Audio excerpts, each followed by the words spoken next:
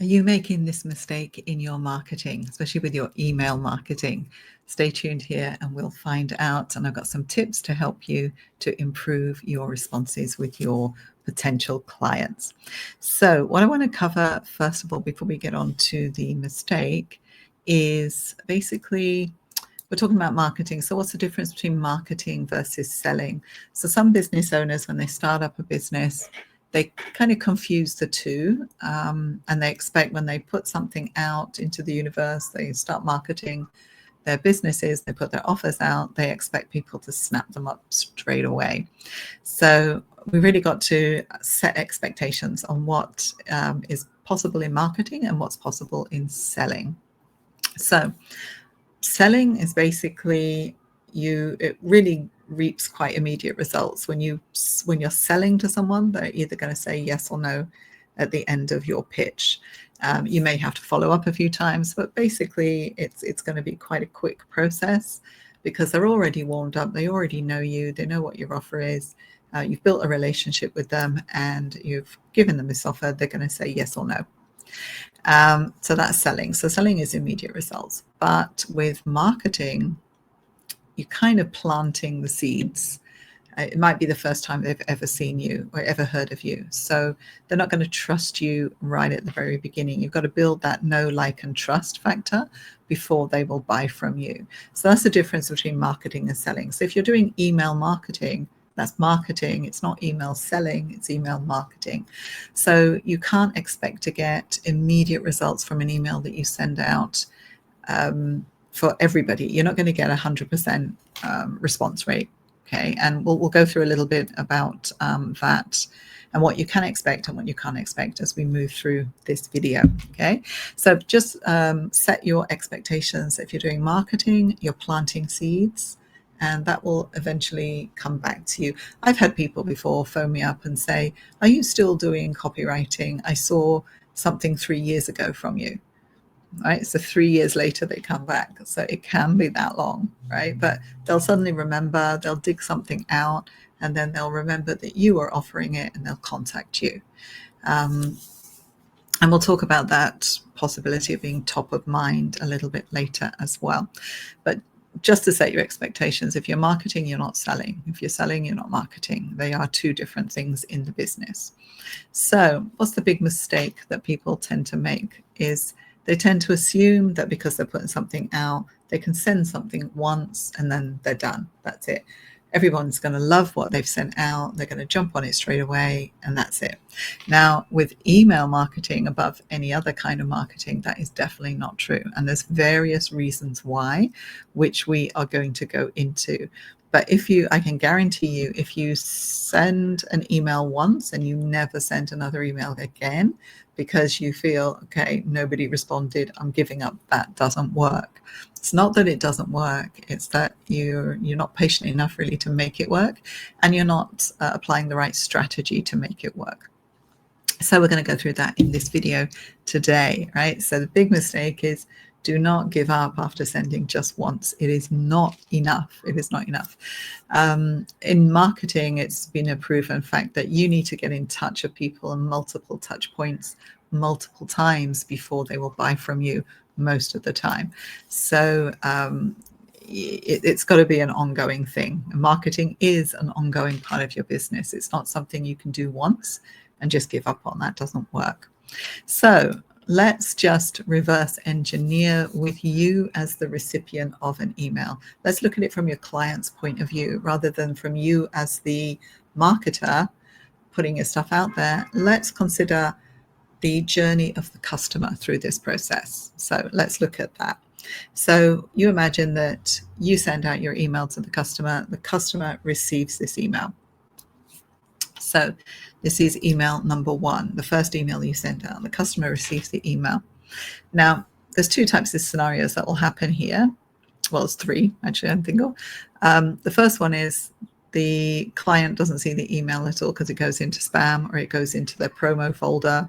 And then the chances of them actually seeing it is pretty slim. That's one thing you have to deal with in email marketing. So you need to make sure that you have a clean list and that your emails are being delivered as reliably as they can be. So that's the first one. They may not even see it at all. But assuming that they do see it, there's two scenarios that can happen here. Either they see it or three scenarios really again. Either they see it and they're not interested at all. They just dismiss it straight away. Or they see it and think, that's interesting. I'll go back and look at that later. And then they never go back and look at it later because the day carries on, the day gets busy, and they completely forget about it. And there was nothing to sort of bring them back to that. Or you land in their inbox on that first email exactly on a day when they actually need that service, Now, that's not going to happen very often, but it will happen. I've had that happen to me more or less every time I send an email blast out to clients. I will get a very small percentage of the list that comes to me and says, I'm glad you emailed me because I was just thinking of doing something. So can we talk? Right? So it jogs their memory. It makes them remember that you exist. And they happen to want that service at that exact time that you send the email. So it's serendipity, right? You can't rely on serendipity to do your marketing for you. All right. You are lucky to get those responses from those few emails, but what about the rest of them? We'll go through that a little bit later as well. So imagine, well, let's take the scenario that your email lands in the inbox and they see it and they are interested. So we're talking about interested customers here. So the first email lands in the inbox, they see it and they think, that's interesting. I do kind of need that. Not immediately, but it is something that I need to file for future reference. So they flag the email. They just make a mark on the email, they color it, or they do something, or they move it into another folder in their inbox, and they aim to go back to it. But then they never do, because again, the day gets busy, they move on to other things, and that email has kind of been flagged, but then they completely forget all about it and they never go back to it again. So if that was the case and they never did anything about it, but they are interested in what you're selling, but they don't do anything about it, then and then you never follow up, you decide that email didn't work, I'm not going to bother with email marketing doesn't work anymore. I hear that so often, and it is just so not true. I'll talk about that a little bit later in this video as well. But if you never followed up with them after that, you never sent another email, that interested person is never going to contact you. And when they do need the service and they do remember they need the service, will they think of you once they start to hunt for people to deliver that service? Probably not, because you didn't follow up, so you're not top of mind. What will happen is when they need the service, they'll remember the vendor that sent them the most recent email. So if you are competing against a competitor and you're company A and they're company B, for an example. So you as company A send them an email only once. They were interested.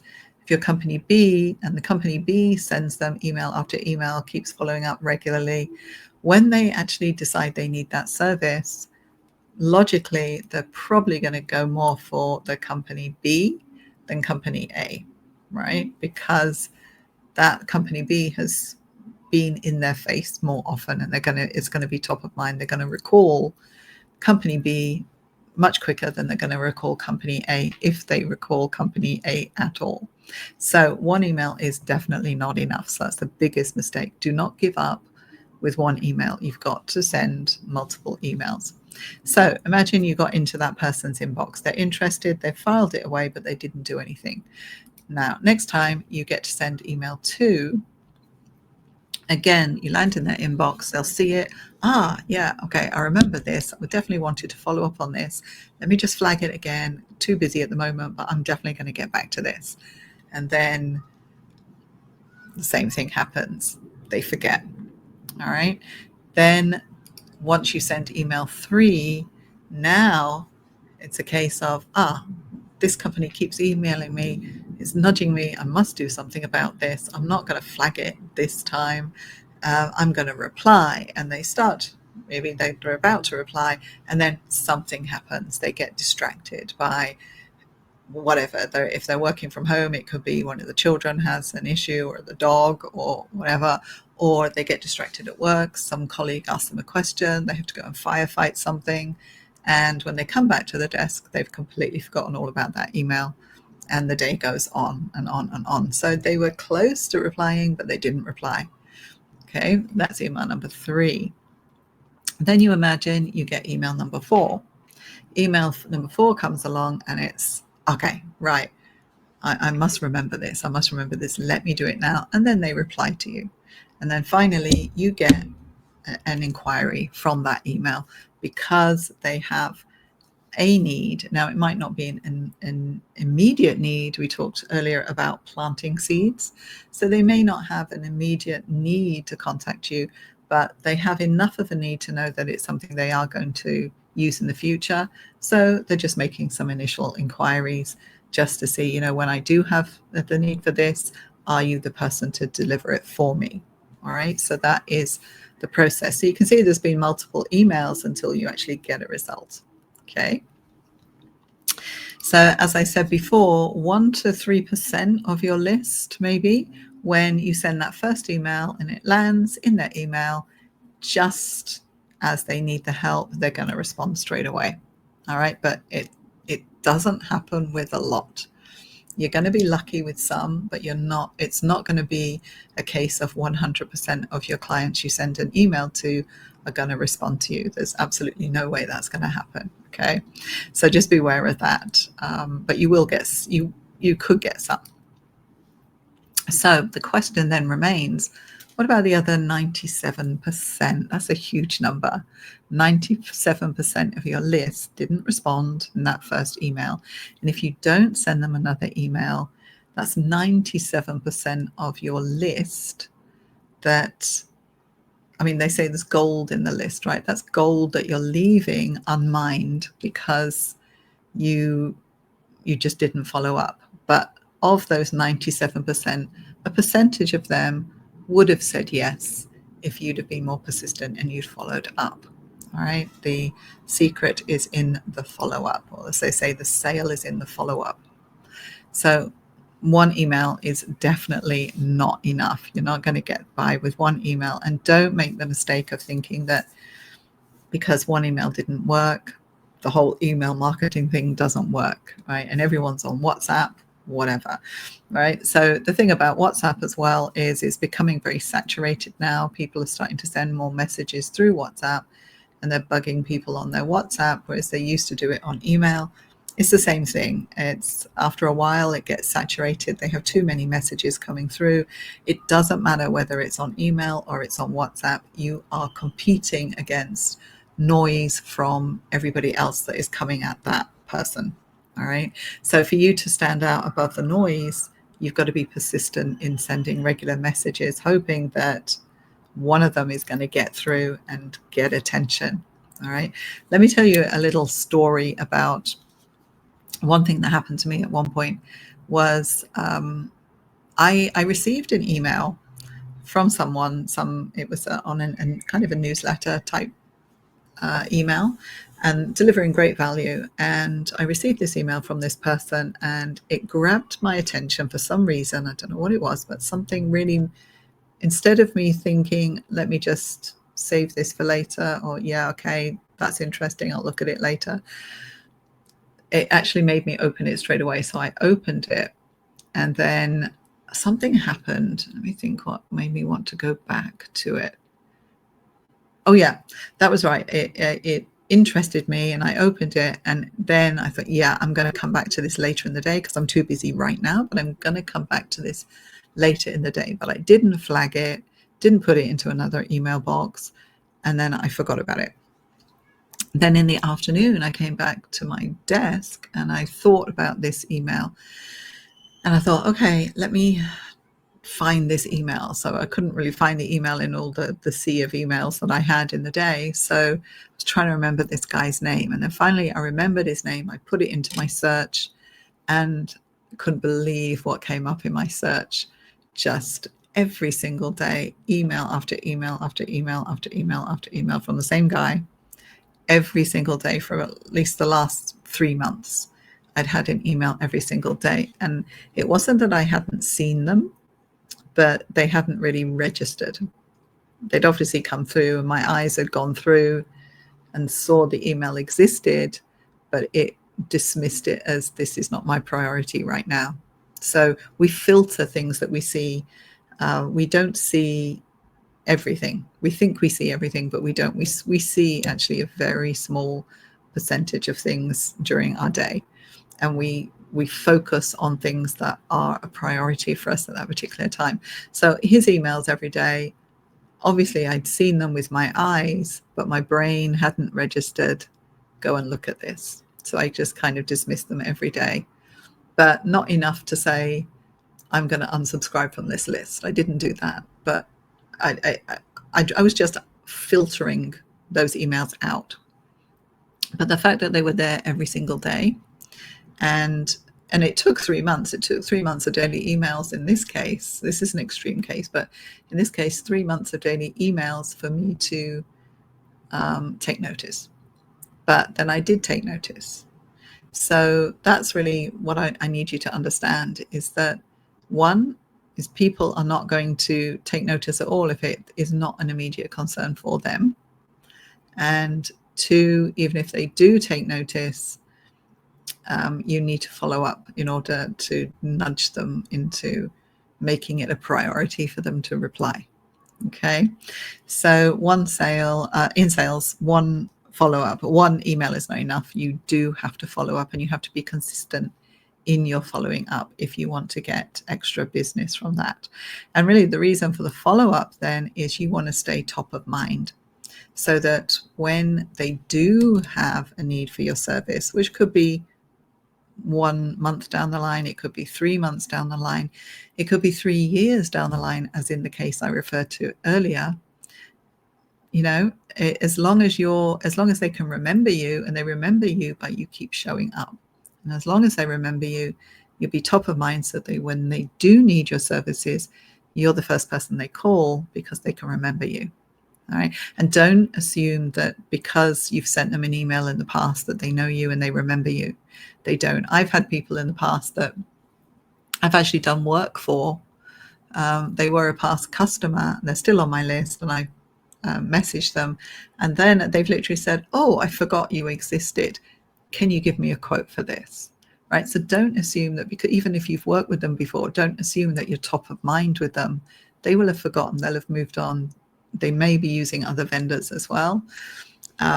So just remember that to stay consistent, you need to stay consistent to be top of mind. So in email marketing, don't make that big mistake of thinking, it doesn't work. It does work. Email marketing is it is the best way to convert. I've heard this from marketers again and again and again, that they get most of their business, 90% of their business, they get from email marketing, because it does work. But the reason it worked for them is they were persistent and they were consistent. And that's what you need to do with email marketing. Don't assume it doesn't work just because you didn't get a reply to your first email. You've got to be consistent and have a strategy in place. So I can help you with a strategy. I can help you with your email marketing. Just let me know if you need any help there. Also, if you've enjoyed this, ring the bell, just to get reminded, subscribe to the channel. It does help us if you do subscribe, and then you'll get notification of other videos that I do.